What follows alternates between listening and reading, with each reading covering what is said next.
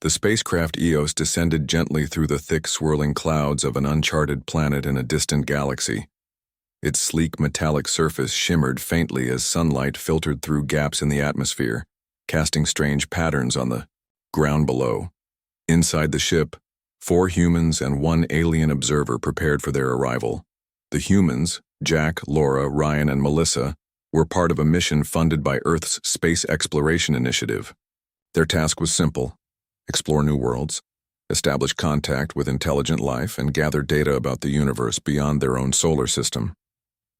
Zix, the alien observer, hovered silently near the control panel, its translucent body glowing faintly with hues of green and blue. Zix had been sent by the Intergalactic Council to observe human behavior during first contact missions.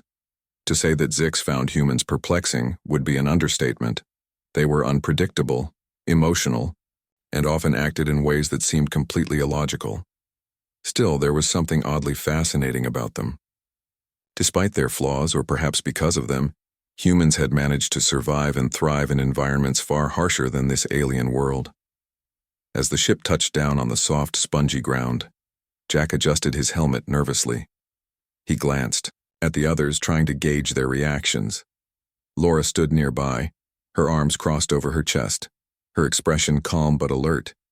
Ryan fiddled with the settings on his wrist communicator, muttering something under his breath about calibration errors. Melissa, meanwhile, checked the straps on her backpack, ensuring everything was secure before stepping outside. "All right, team," Jack said finally, his voice steady despite the knot forming in his stomach. "Let's move out." The hatch opened with a soft hiss, revealing a landscape unlike anything they had ever seen. The ground was covered in a layer of purple moss that squished softly beneath their boots. Tall, twisting trees with bioluminescent leaves stretched toward the sky, casting eerie shadows across the terrain. Strange creatures flitted between the branches, their movements quick and erratic. A faint hum filled the air, almost like the sound of electricity crackling quietly in the background. Jack took the lead, carefully navigating the uneven ground, but just as he stepped forward, his bootlace came undone. Before he could react, his foot caught on the loose string, sending him tumbling face first into the moss. For a moment he lay there, stunned, his helmet muffling the sound of laughter from behind him. Laura doubled over, clutching her sides as she laughed uncontrollably. When she finally caught her breath, she let out a loud snort, which only made things worse. Ryan chuckled nervously, rubbing the back of his neck. You okay, Jack?" Melissa rolled her eyes and shook her head. "This is why no one takes us seriously," she muttered, pulling Jack to his feet. "Can we focus, please? We're supposed to be making a good impression here." Jack brushed himself off, his face burning red beneath his helmet. Yeah, let's just keep moving." Zix floated closer, observing the scene with detached curiosity. Why did these humans find humor in failure? And why did they seem so determined to make each other uncomfortable? It was all very strange. Back on Zix's home planet, such displays of clumsiness would have been met with silence or mild concern, not outright amusement. Yet here it seemed to serve as some kind of bonding mechanism. Perhaps humans used laughter to diffuse tension, Zix thought, or maybe they simply enjoyed chaos. They continued walking, following a narrow path that wound through the forest-like expanse. The moss squished softly with every step, releasing a faint, sweet scent into the air. Laura paused for a moment, bending down to examine the moss more closely. She picked up a handful and sniffed it cautiously. "Smells like berries," she said, wrinkling her nose. "Or maybe candy. Weird." Ryan knelt beside her, poking at the moss with his finger. "Careful," he warned. "We don't know if it's safe to touch." "Oh, come on," Laura replied, rolling her eyes. "If it wanted to eat us, it would have done it already." Melissa groaned. "Laura, stop being reckless. We're not here to play around." "I'm not playing," Laura shot back defensively. "I'm exploring. Isn't that what we're supposed to do?" Before Melissa could respond, a sudden rustling noise echoed through the trees. Everyone froze, turning toward the source of the sound. From behind a cluster of glowing bushes emerged a group of tall, shimmering figures. They looked like jellyfish, floating gracefully above the ground, their translucent bodies pulsing with soft, rhythmic lights. Their movements were fluid and hypnotic, almost mesmerizing to watch. "Whoa," Jack whispered, taking a step back. "Are those aliens?" "No kidding," Ryan muttered, gripping his communicator tightly. "What now?" Melissa raised her hands slowly, signaling for everyone to stay calm. "Stay still," she instructed. "Let's not spook them." Laura, however, couldn't help herself. Stepping forward, she waved enthusiastically. "Hi there," she called out, her voice bright and cheerful. "We come in peace." The creatures paused, their lights flickering rapidly as though processing her words. Then one of them pulsed a series of bright colors, emitting a low melodic hum. Zix quickly activated its translator device, interpreting the message. "Why do you speak when your body already tells us everything?" It translated aloud. Ryan scratched his head, looking confused. "Because talking is how we communicate," he offered hesitantly. "Isn't that normal?" The creatures exchanged pulses of light, their movements conveying a mix of curiosity and bewilderment. One of them floated closer to Melissa, who instinctively held her ground. Up close, the creature's translucent form revealed intricate patterns within its body, shifting and changing like living art. It pulsed again, and Zix translated, "Your presence disrupts the harmony of this place." Melissa frowned, unsure how to respond. "We didn't mean to cause trouble," she said carefully. "We're explorers. We're here to learn." The creature tilted slightly, as though considering her words. Then, without warning, it emitted a burst of golden light, bathing the entire group in warmth. For a brief moment, they felt a strange sensation wash over them, a mix of calmness and understanding, as though the creature was attempting to communicate directly with their minds. Jack blinked, shaking his head. "Did anyone else feel that?" "Yeah," Laura replied, her voice tinged with awe. "It's like they're welcoming us." Melissa nodded slowly, her earlier skepticism fading. "Okay then, let's try not to mess this up." As the group followed the creatures deeper into the forest, Zix observed their interactions with growing interest. These humans were clumsy, yes, but also adaptable. Despite their initial awkwardness, they seemed genuinely eager to connect with the unknown. And perhaps, Zix thought, that was what made them truly remarkable. The group followed the shimmering jellyfish-like creatures deeper into the forest, their glowing forms casting an otherworldly light on the path ahead. The purple moss beneath their feet seemed to hum faintly with every step, as though responding to their presence. Jack walked cautiously, keeping one hand on the strap of his backpack while glancing around nervously. Laura, however, was far less reserved. She skipped ahead slightly, her eyes wide with wonder as she took in the alien landscape. "Look at this place," she said excitedly, pointing to a cluster of bioluminescent flowers that pulsed gently in time with the creature's lights. "It's like something out of a dream." Ryan rolled his eyes but couldn't suppress a small smile. "Try not to touch anything, okay? We don't know what's safe here." "Oh, relax," Laura replied, brushing past him to get a closer look at the flowers. She reached out tentatively, her fingers hovering just above the petals. "They're beautiful." Melissa sighed, shaking her head. "Laura, seriously, don't make me drag you back to the ship." Before Laura could respond, one of the jellyfish-like creatures floated closer to her, its body pulsing softly. It hovered in front of her face, tilting slightly as though studying her. Laura froze, unsure whether to move or stay still. After a moment, the creature emitted a soft hum, and Zix quickly translated. "It says your energy is unusual," Zix explained, its voice calm and measured. "It finds you curious." Laura grinned, clearly pleased by the comment. "Well, I'll take that as a compliment." Jack stepped forward, clearing his throat awkwardly. "Should we, try to explain why we're here?"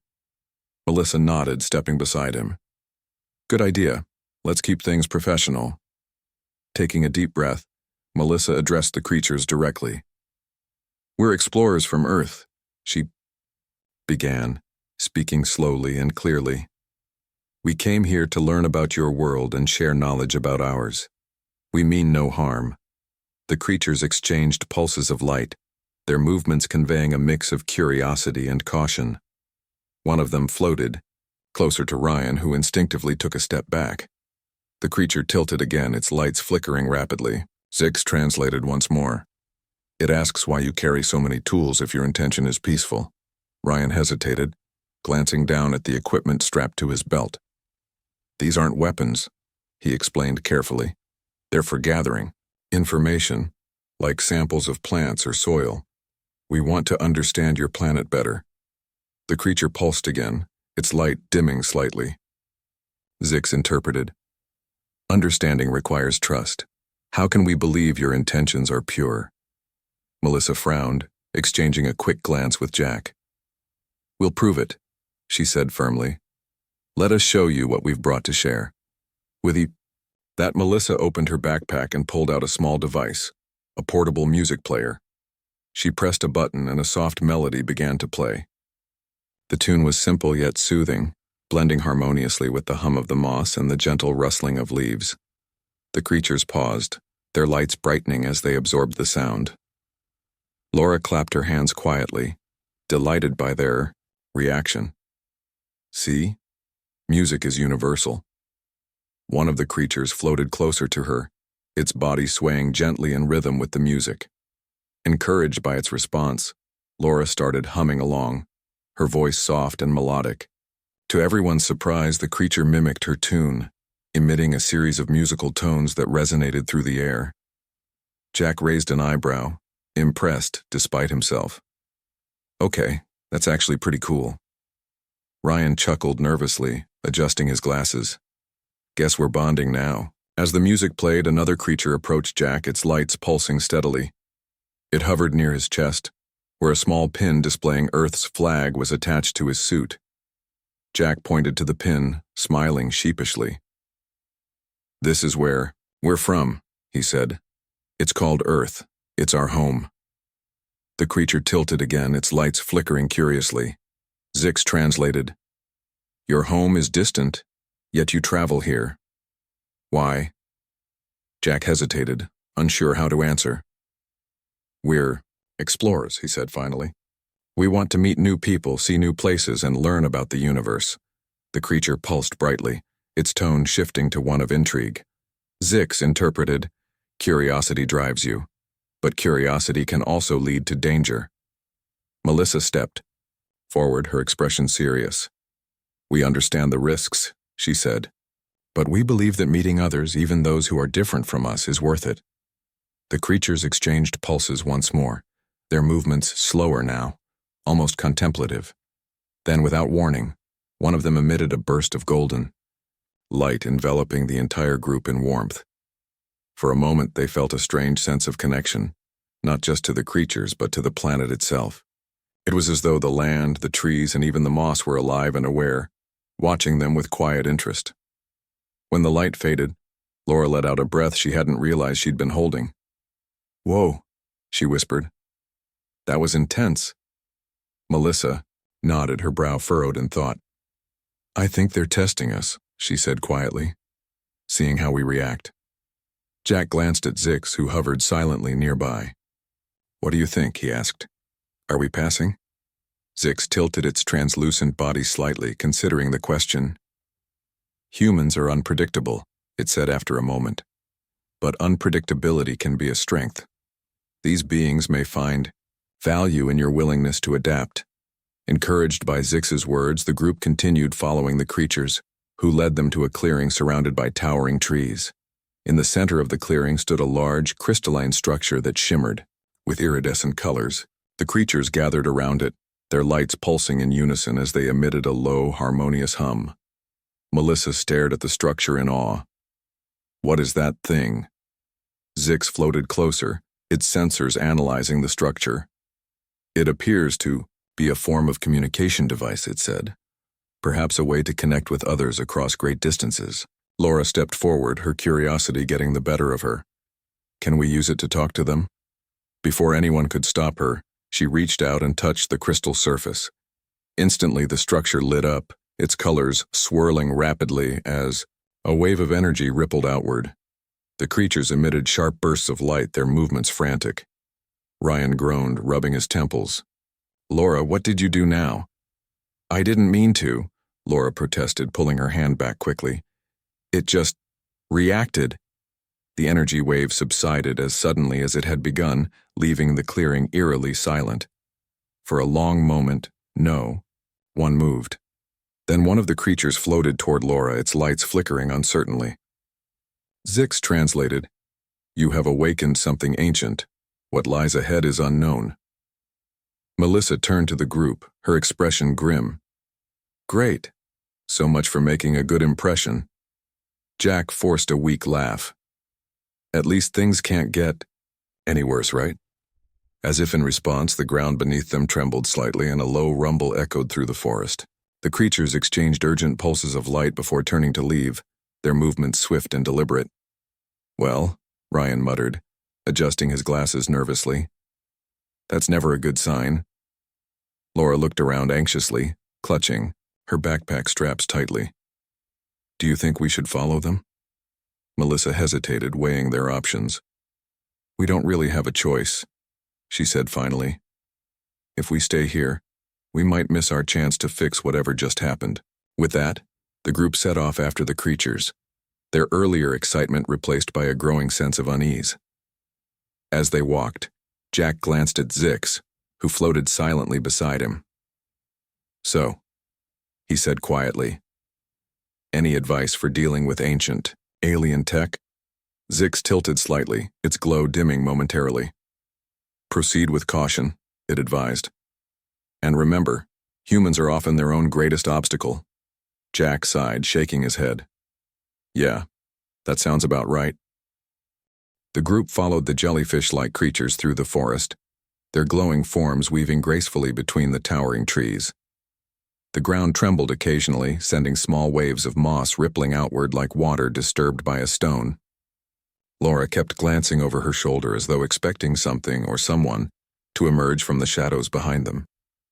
Ryan adjusted his backpack repeatedly, muttering under his breath about how this mission had gone from exploration to running for our lives. Melissa led the way now, her steps quick but deliberate. She glanced at Zix, who floated silently beside her. "Any idea what we're heading into?" she asked, her voice steady despite the tension in the air. Zix tilted slightly, its translucent body pulsing faintly with blue light. "The creatures are leading us toward a convergence point," it explained. "It is likely tied to the structure you activated." Laura groaned quietly, shaking her head. "I still can't believe I did that. I just wanted to see what it was." Jack patted her shoulder reassuringly. "Hey, accidents happen. Besides, if anyone can fix this, it's us." Ryan snorted. "Yeah, because we've been so great at fixing things so far." Despite his sarcasm, Ryan stayed close to the group, gripping his communicator tightly. He kept glancing at the trees, half expecting some monstrous alien creature to leap out at any moment. But the forest remained eerily quiet, save for the soft hum of the moss and the occasional rustle of leaves. After what felt like hours, they reached another clearing. This one was larger than the last, with a massive circular platform made of smooth, black stone at its center. Strange symbols were etched into the surface, glowing faintly with a pale silver light. The jellyfish-like creatures gathered around the edge of the platform, their lights flickering rapidly as they communicated with one another. Melissa approached cautiously, her eyes scanning the platform for clues. "What do these symbols mean?" she asked, turning to Zix. Zix hovered closer, its sensors analyzing the markings. "They appear to be instructions or warnings," it said after a moment. "But the language is unfamiliar to me."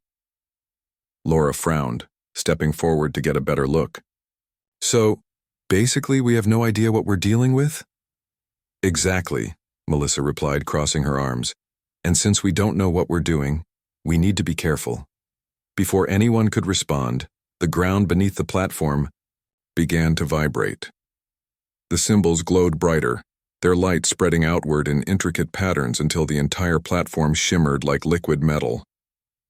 A low hum filled the air, growing louder with each passing second. Jack backed away instinctively, raising his hands. Guys? I think we should move." But before they could retreat, the platform erupted in a burst of golden light. The group shielded their eyes, blinded momentarily by the intensity. When the light faded, they found themselves standing in an entirely different place. The forest was gone, replaced by a vast open plain bathed in twilight. The sky above was a swirling canvas of colors, deep purples, vibrant oranges, and streaks of gold that danced across the horizon. In the distance, towering spires of crystal rose from the ground, their surfaces refracting the light into dazzling rainbows. It was beautiful, but also unsettling. "What just happened?" Ryan asked, his voice trembling slightly. "We've been transported," Zix explained calmly. "This must be the convergence point." Laura spun around in awe, taking in the surreal landscape. "Wow, this is incredible." Melissa, however, remained focused. "Incredible or not, we need to figure out why we're here and how to get back." As if on cue, a group of new creatures emerged from the shadows of the crystal spires. Unlike the jellyfish-like beings they had met earlier, these creatures were humanoid in shape, with sleek metallic skin that reflected the shifting colors of the sky. Their eyes glowed faintly, and their movements were precise, almost mechanical. One of them stepped forward, its gaze fixed on the humans. It raised a hand, and a series of tones echoed through the air, low, melodic notes that resonated deep within their chests. Zix quickly activated its translator. "You have disrupted the balance," it interpreted. "Explain yourselves." Melissa stepped forward, holding up her hands in a gesture of peace. "We didn't mean to cause trouble," she said carefully. "We're explorers from Earth. We came here seeking knowledge and understanding." The creature tilted its head, studying her intently. "Earth?" it repeated, the word sounding strange in its toneless voice. "Your world is distant. Why come here?" "To learn," Melissa replied. "We want to meet others, share ideas, and grow together." The creature exchanged glances with its companions, their glowing eyes flickering briefly. Then, it turned back to Melissa. "Learning requires trust. Trust requires proof." Ryan cleared his throat nervously. "Proof of what?" "That your intentions are pure," the creature responded. "Show us something of value." Laura stepped forward eagerly, pulling her music player from her pocket. "Here," she said, pressing play. The soft melody filled the air, blending with the hum of the crystals. The creatures listened intently, their expressions unreadable. When the song ended, the leader tilted its head again. "Music," it said, slowly. "A curious offering." "It's part of who we are," Melissa added quickly. "Art, creativity, they define us as much as science or logic." The creature considered this for a moment, then gestured toward Jack. "And you? What do you offer?" Jack hesitated, unsure how to respond. Finally, he reached into his pocket and pulled out a small photograph. It showed him standing with his family back on Earth, smiling in front of a sunset. He held it up for the creature to see. "This is my home," he said softly. "My people. I carry it with me wherever I go." The creature studied the image closely, its glowing eyes lingering on the faces in the photo. "Sentiment," it said. "Another human trait." Melissa nodded. "Yes. We care deeply about those we love. That's what drives us. To explore, to connect, to understand." The creature exchanged another glance with its companions before turning back to the group. "Your offerings are intriguing," it admitted. "But they are not enough. You must prove your worth." "How?" Ryan asked, his voice tinged with frustration. "What more do you want from us?" The creature gestured toward the crystal spires. "There lies a challenge," it said. "Face it, and perhaps you will earn our trust." Without waiting for a response, the creatures turned and disappeared into the shadows, leaving the group alone in the surreal landscape. "Well, Jack muttered, stuffing the photograph back into his pocket. That was ominous. Melissa sighed, rubbing her temples. Great. More puzzles to solve. Laura, however, seemed undeterred. Come on, guys. How hard can it be? Ryan gave her a skeptical look. Do you really want me to answer that? Ignoring him, Laura started walking toward the spires, her curiosity outweighing her caution. Reluctantly, the others followed, their footsteps crunching softly against the crystalline ground. As they approached the nearest spire, they noticed a series of glowing panels embedded in its surface. Each panel displayed a complex pattern of lines and shapes shifting slowly as though alive. Zix floated closer, its sensors analyzing the designs. These appear to be tests, it explained. Solving them may unlock further access. Tests? Ryan echoed, frowning. Like puzzles? Essentially, Zix confirmed. But be warned, they may require more than logic to solve. Melissa stepped forward, examining the first panel closely. All right, she said, determination in her voice. Let's get to work. For the next hour, the group worked together to decipher the patterns. Laura proved surprisingly adept at spotting connections between the shapes, while Ryan used his technical skills to identify underlying sequences. Jack contributed by keeping morale high, cracking jokes whenever the frustration grew too intense. Even Melissa, usually the most serious of the group, allowed herself a rare smile when they solved particularly tricky sections. Finally, the last panel lit up, its glow spreading across the spire like wildfire. A doorway opened, revealing a narrow staircase spiraling upward into darkness. Okay, Jack said, squinting into the shadows. Who's going first? I'll go, Melissa volunteered, stepping forward. If anything happens, at least I'm prepared. With that, she began climbing the stairs, the others following close behind. The air grew colder as they ascended, and the faint hum of the crystals below faded into silence. At the top, they emerged onto a small platform overlooking the entire plain. In the center of the platform stood a pedestal, atop which rested a single glowing orb. Laura gasped, her eyes widening. Is that the source of all this? It appears so, Zix confirmed. But approach with caution, its power is immense. Melissa hesitated, glancing at the others.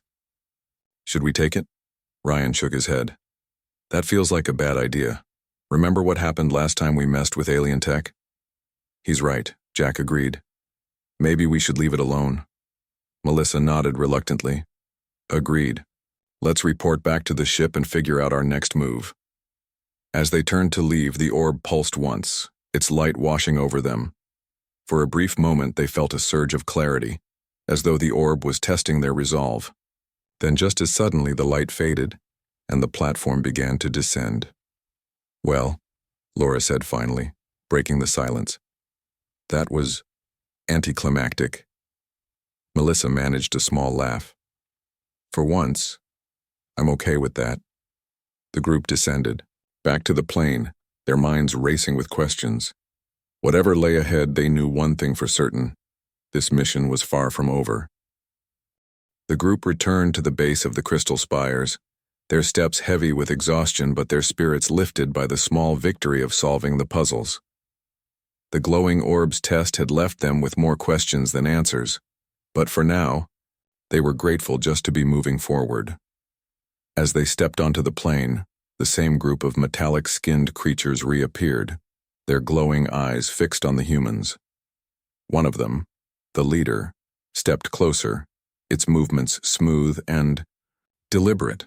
It raised a hand, and the air around them seemed to hum faintly as though charged with energy. Zix quickly activated its translator device. You have faced the challenge, the creature said through Zix. But your journey is not yet complete. Melissa crossed her arms, her expression cautious. What do you mean we solved the puzzles? Isn't that enough? The creature tilted its head slightly, studying her with an unreadable gaze. Solving puzzles proves intelligence, but trust requires more. You must demonstrate understanding. Understanding of what? Ryan asked, his voice tinged with frustration. You keep talking in riddles. The creature ignored him, gesturing toward the horizon. Beyond the crystal spires, the landscape shifted into a dense, foggy expanse. Strange shapes loomed within the mist, barely visible but clearly unnatural. Towers of twisted metal jutted out from the ground like broken teeth, their surfaces corroded and dark. "That way lies the final trial," the creature explained. "Enter, and prove yourselves worthy." Laura squinted at the foggy expanse, her curiosity outweighing her fear. "Okay, let's do it. What's the worst that could happen?" Ryan groaned, pinching the bridge of his nose. "Do you really want me to answer that?" Jack chuckled nervously, adjusting the strap of his backpack. "Come on, Ryan, where's your sense of adventure?" "My sense of adventure got us teleported to another dimension," Ryan shot back. "I think I'm allowed to be cautious." Melissa rolled her eyes but nodded toward the fog. "We don't have much choice, let's move carefully." With that, the group began walking across the plain, their footsteps echoing softly against the crystalline ground. As they approached the edge of the fog, the air grew colder, and the hum of the crystals faded into an eerie silence. The metallic creatures watched silently as the humans disappeared into the mist, their glowing eyes dimming until they were no longer visible. Inside the fog, visibility dropped dramatically. Shapes loomed ahead, distorted and shadowy, making it difficult to tell what was real and what was simply a trick of the light. Laura reached out to touch one of the twisted metal towers, only for her hand to pass through it as though it weren't there. "Whoa," she whispered, pulling her hand back quickly. "It's not solid." "Keep moving," Melissa urged, her voice low. "Don't touch anything unless you're sure it's safe." The group pressed on, their senses on high, alert. Every sound, the crunch of gravel underfoot, the faint rustle of unseen movement, seemed amplified in the oppressive silence. After several minutes of walking, they came upon a clearing where the fog thinned slightly, revealing a strange structure at its center. It was a circular platform, similar to the one they had seen earlier, but this one was made of dark, polished stone. Etched into its surface were intricate patterns that glowed faintly with a pale blue light. In the center of the platform stood a pedestal, atop which rested a single object, a small translucent cube. "What is that?" Jack asked, stepping closer cautiously. Zix floated forward, its sensors analyzing the cube. "It appears to be a data storage device," it explained, "but its purpose is unclear." Ryan frowned, adjusting his glasses. "So, do we take it? Or is this another trap?" Before anyone could answer, the ground beneath them trembled slightly. A low rumble echoed through the fog, growing louder with each passing second. Suddenly, the shadows around them began to shift, coalescing into humanoid figures made entirely of smoke and darkness. Guys," Laura whispered, her voice trembling. "I think we have company." The shadowy figures moved closer, their forms flickering like flames caught in a breeze. They had no faces, just featureless voids where their heads should have been. Despite their lack of physical form, they radiated hostility, their presence sending chills down the group's spines. "Stay together," Melissa ordered, her voice firm despite the fear creeping into her chest. "Whatever these things are, they don't look friendly." The figures stopped just short of the platform, their movements jerky and erratic. Then, without warning, one of them lunged forward, its smoky tendrils reaching for Ryan. He stumbled backward, nearly tripping over his own feet. "Ryan!" Jack shouted, grabbing his arm and pulling him back onto the platform. The shadowy figure hesitated, its tendrils recoiling as though repelled by some invisible force. It circled the platform cautiously, its movements slow and deliberate. "They can't cross onto the platform," Zix observed. "It must be protected somehow." Melissa glanced at the cube on the pedestal, her mind racing. "Maybe this thing is the key. If we take it, we might be able to stop them." "But what if it makes things worse?" Ryan countered, his voice rising slightly. "We don't even know what it does." "We don't have time to debate," Melissa snapped. "They're closing in." Sure enough, the other shadowy figures were circling the platform now, their movements synchronized as though guided by a single mind. The air grew colder and the faint glow of the platform's patterns began to dim. All right, fine, Ryan relented. Let's grab it and go. Jack stepped forward, his hands shaking slightly as he reached for the cube. The moment his fingers touched it, the platform erupted in a burst of blue light. The shadows shrieked, a sound that was both deafening and otherworldly, and dissolved into nothingness. The fog around them cleared instantly, revealing the plane once more. The group stood frozen, staring at the cube in Jack's hand. It pulsed faintly with the same blue light as the platform, its surface cool to the touch. Well, Laura said finally, breaking the silence. That was intense. Melissa exhaled sharply, running a hand through her hair. Let's not do that again anytime soon. As they turned to leave, the metallic creatures reappeared, their glowing eyes fixed on the cube. The leader stepped forward, its tone measured but urgent. You have taken the essence, it said through Zix. Its power is great, but so is its responsibility. What does that mean? Jack asked, holding the cube up cautiously. What exactly did we just take? The creature tilted its head, studying him intently. The essence holds knowledge, of this world, of others, of truths unknown to your kind. Use it wisely, or risk destruction. Melissa frowned, her brow furrowing in thought. And what happens now? Do we bring it back to Earth? The creature exchanged glances with its companions before turning back to the group.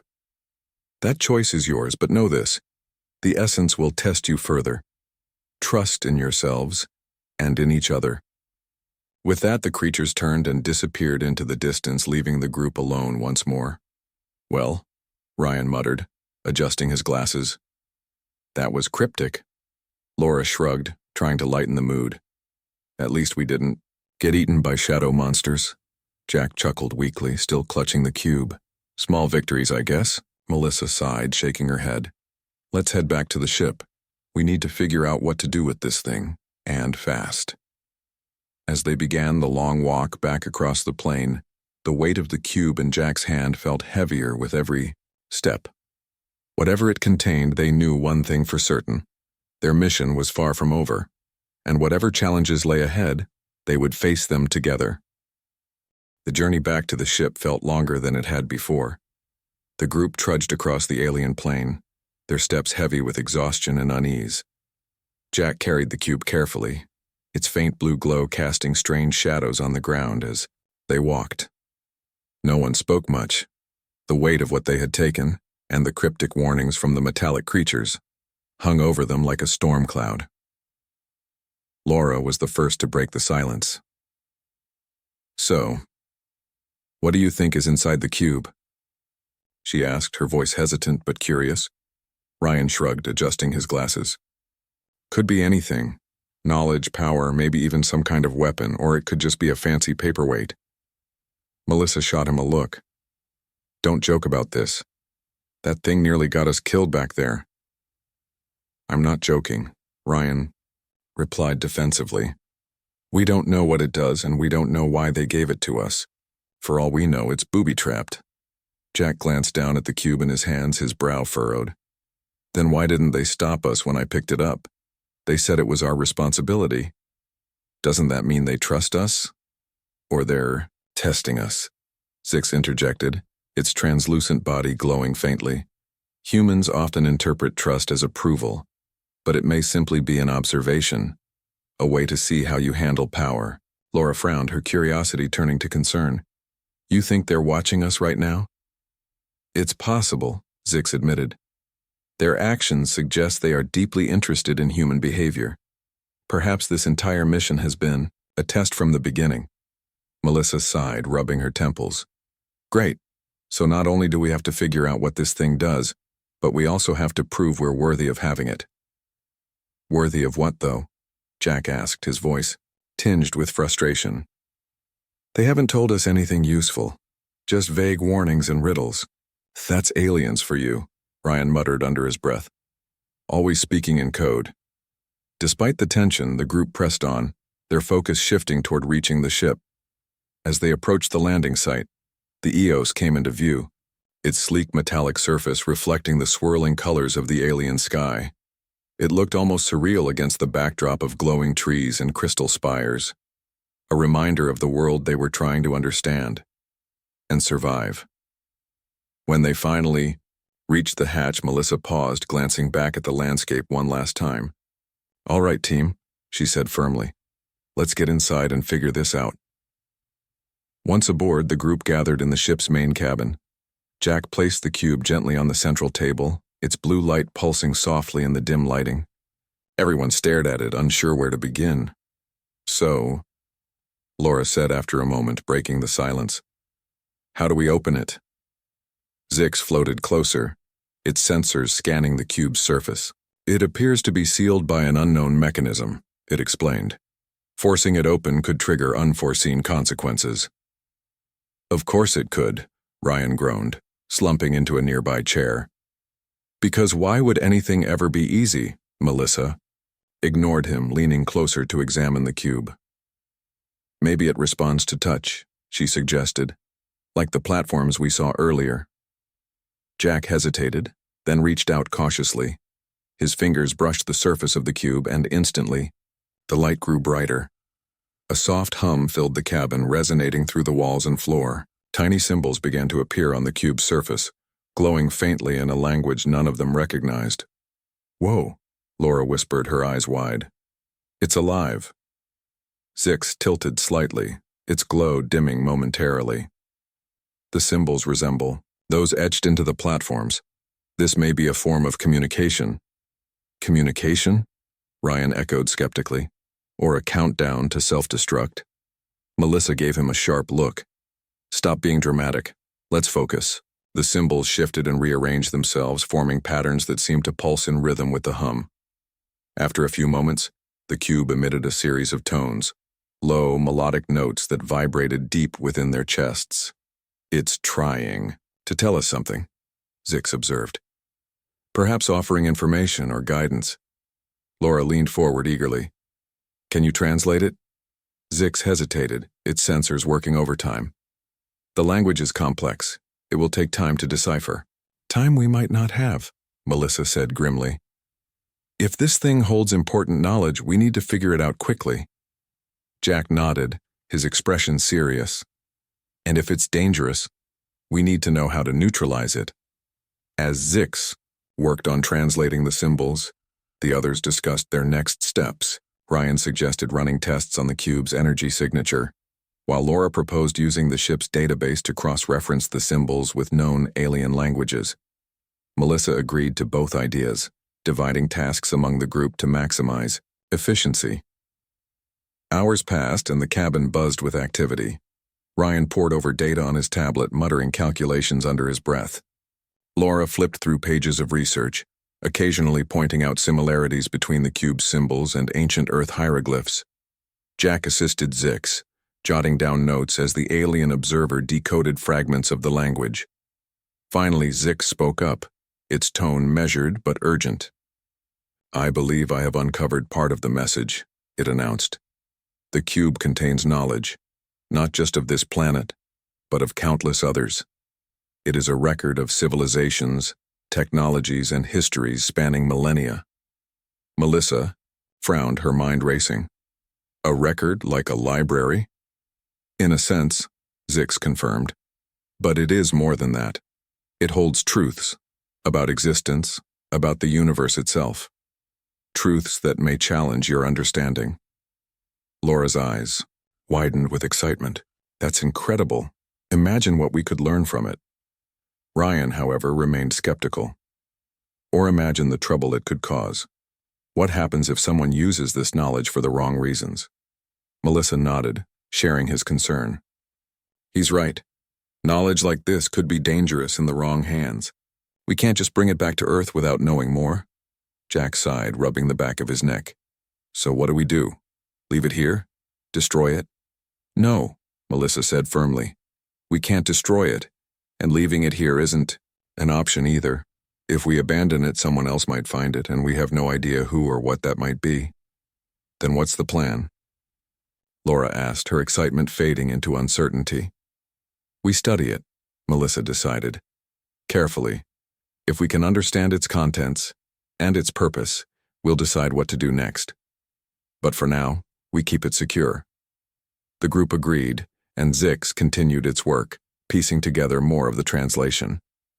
As the hours stretched into the night, the cabin grew quieter, the only sounds being the soft hum of the cube and the occasional click of Ryan's tablet. Eventually, Laura yawned, stretching her arms. I think my brain is officially fried. Can we call it a night? Melissa glanced at the clock, surprised to see how late it had gotten. Yeah, let's rest. We'll pick this up again in the morning. One by one, the group dispersed, retreating to their quarters for some much-needed sleep. Only Zix remained, hovering silently beside the cube as its glow pulsed softly in the darkness. Later that night, Jack couldn't sleep. He lay awake in his bunk, staring at the ceiling as thoughts of the cube swirled in his mind. Finally, unable to shake his restlessness, he slipped out of bed and made his way back to the main cabin.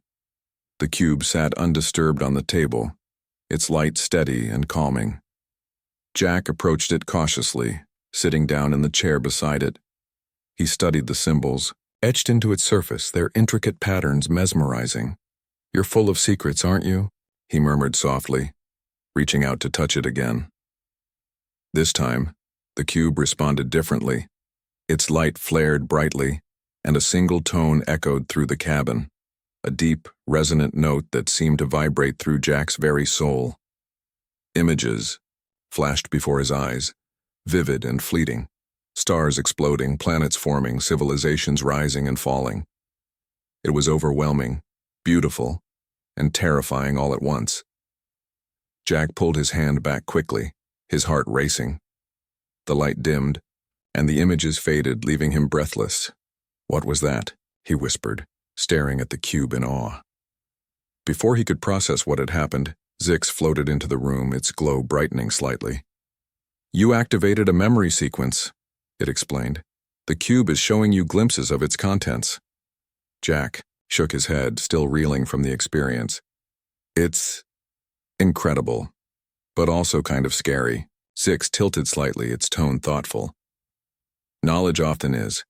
It challenges assumptions, forces growth, and sometimes reveals truths we are not ready to face. Jack nodded slowly, his gaze lingering on the cube.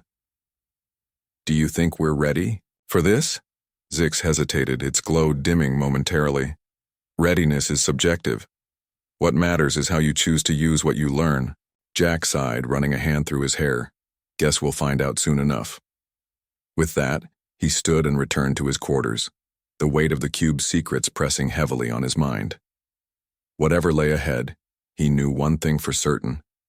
Their journey was far from over. The next morning, the group gathered in the main cabin, their faces showing a mix of exhaustion and determination. The cube sat on the table, its faint blue glow pulsing steadily, as if waiting for them to continue their work. Zix hovered nearby, its sensors still analyzing the symbols etched into the cube's surface. So, Melissa began, her voice steady but firm. Where do we stand? Zix tilted slightly, its translucent body glowing faintly. I have decoded additional fragments of the message. The cube contains not only knowledge but also warnings about misuse, about hubris, and about the consequences of wielding power without understanding. Ryan frowned, adjusting his glasses. Great. So it's basically a ticking time bomb. Not necessarily, Zix replied. It is more like a mirror. It reflects the intentions of those who interact with it. If your goals are noble, it may guide you. If they are selfish, it could lead to destruction. Laura crossed her arms, her expression thoughtful. So what does that mean for us? Are we worthy enough to use it? That depends on your choices, Zix explained. The cube tests not just intelligence but character. Melissa nodded, her mind racing. All right, let's focus on figuring out how to access its knowledge safely. We can't afford any mistakes. Jack glanced at the cube, his thoughts drifting back to the images he had seen the night before. What if we start small? Like, ask it specific questions instead of trying to unlock everything at once. That's a good idea, Melissa agreed. Let's try interacting with it step by step. Zix, can you help us phrase our queries? So it understands. I will assist, Zix confirmed. But proceed cautiously. Each interaction carries risk. With that, the group decided to begin their experiment. Jack reached out slowly, placing his hand on the cube's surface. The light brightened slightly and the hum returned, resonating through the cabin. What should we ask first? Laura asked, leaning forward eagerly. Something simple, Ryan suggested. Like, show us the history of this planet, Melissa nodded. Okay, let's try that. Zix translated the question into a series of tones and gestures, which Jack mimicked as best he could. For a moment, nothing happened. Then the cube emitted a soft chime and a holographic image appeared above it, a swirling three-dimensional map of the alien world they were on. The map zoomed in, showing the evolution of the planet over millennia. Oceans forming, forests growing, civilizations rising and falling. It's incredible, Laura whispered, her eyes wide with wonder. This place has been alive for so long. The group watched in silence as the map shifted, revealing the rise of the metallic-skinned creatures they had met earlier. Their civilization had thrived, built around the crystal spires and the mysterious platform. But then something changed. A dark shadow spread across the landscape, consuming cities and leaving only ruins behind. What is that? Jack asked, pointing to the shadow. The essence of chaos, Zix interpreted. A force that seeks to disrupt balance. Melissa frowned, her brow furrowing. Is that what the cube is protecting against? It appears so, Zix confirmed. The knowledge within the cube was created to safeguard harmony, to prevent such forces from spreading. Ryan leaned back in his chair, rubbing his temples. So it's not just a library, it's a weapon too. A tool, Melissa corrected. One that requires wisdom to wield. As the hologram faded, the group exchanged uneasy glances. They had gained valuable insight, but it came with a heavy burden. The cube wasn't just a repository of knowledge, it was a responsibility, one that tested their resolve and morality. Well, Laura said finally, breaking the silence, at least we know more now. What's next? We keep going, Melissa decided. But we need to be careful. Every step we take brings us closer to understanding, but also closer to danger. Over the next few days, the group continued their experiments, asking the cube increasingly complex questions. They learned about distant galaxies, ancient technologies, and civilizations that had long since vanished. Each revelation brought both awe and unease as they realized the enormity of what they were dealing with. One evening, as the others worked on analyzing new data, Jack found himself alone with the cube again. He sat quietly, staring at its glowing surface. Despite all they had uncovered, something still felt incomplete, like the cube was holding back, waiting for something more. You're hiding something, aren't you? He murmured softly, reaching out to touch it. This time, the cube responded differently. Its light flared brightly and a single tone echoed through the cabin, a deep, resonant note that seemed to vibrate through Jack's very soul. Images flashed before his eyes once more, but these were different. Instead of stars and planets, he saw glimpses of humanity. People laughing, crying, building, destroying.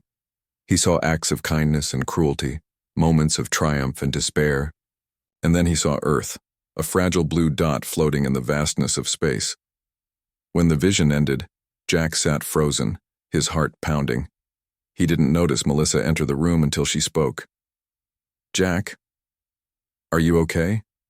He turned to her, his expression a mix of awe and fear. It showed me, us, humanity, all of it, the good, the bad, everything. Melissa frowned, sitting beside him. What does that mean?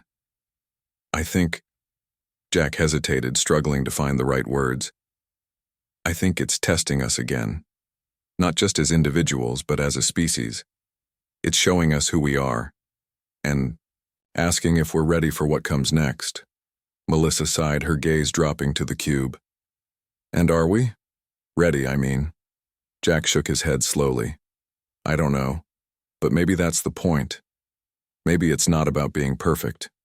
Maybe it's about trying to do better. By the time the others joined them, Jack had shared his experience. The group discussed it late into the night, debating what the cube's visions meant and how to proceed. Finally, Melissa made a decision. "We can't bring this back to Earth," she said firmly. "Not yet. Not until we understand it fully, and until we're sure we won't misuse it." Ryan nodded reluctantly. "Agreed, but where does that leave us?"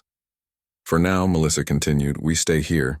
We study the cube, learn from it, and figure out how to handle its power responsibly." Laura smiled faintly. "You know, for a bunch of weird humans, we're doing pretty well." Jack chuckled weakly. "Yeah, weird might not be such a bad thing after all." As the group settled into their new routine, Zix observed them silently. Humans were indeed strange, flawed, unpredictable, and often contradictory, but they were also resilient, curious, and capable of growth. Perhaps, Zix thought, that was why the cube had chosen them. Days turned into weeks, and the group grew closer, their bond strengthened by the challenges they faced together. They knew the road ahead would be difficult, filled with uncertainty and danger. But they also knew one thing for certain. Whatever lay ahead, they would face it together, as humans. And maybe, just maybe, that was enough.